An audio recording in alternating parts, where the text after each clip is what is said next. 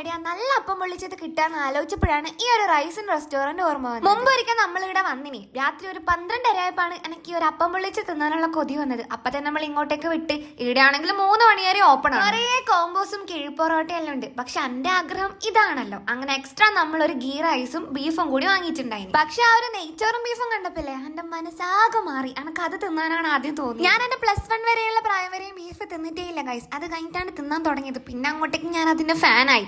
പിന്നെ ഈ ഒരു നെയ്ച്ചോറും ബീഫിന്റെ കാര്യം പറയുകയാണെങ്കിൽ നല്ല ടേസ്റ്റ് ഉണ്ട്. അത് കഴിഞ്ഞിട്ട് ഞാൻ നേരെ അപ്പം പൊള്ളിച്ചയിലേക്ക് കൈവച്ച്. ചില സ്ഥലത്തെല്ലാം അപ്പം ഭയങ്കര ഹാർഡ് ഉണ്ടാവലുണ്ട്. ബട്ട് ഇത് നല്ല സോഫ്റ്റ് ഉണ്ടായിന്. പിന്നെ ആ ഒരു മസാലയും നല്ല ടേസ്റ്റ് ഉണ്ടായി. അപ്പം പൊള്ളിച്ചത് എന്നെക്കാട്ടി ഇഷ്ടം ഈ ഇരിക്കുന്ന ഷുട്ടാപ്പിക്കാണ് ഗൈസ്. അതുകൊണ്ട് അവന് തന്നെ ഞാൻ ആദ്യത്തേത് കൊടുത്തു. നട്ടപ്പാതിരൊക്കെ തോന്നിയ ഒരു ആഗ്രഹത്തിന്റെ പുറത്ത് നമ്മൾ ഇറങ്ങി പുറപ്പെട്ടതാണല്ലോ. വീട്ടിൽ നിന്ന് ഓൾറെഡി ഫുഡെല്ലാം കഴിച്ച് കുമ്പെന്ന് പറഞ്ഞിട്ടുണ്ടായിന്.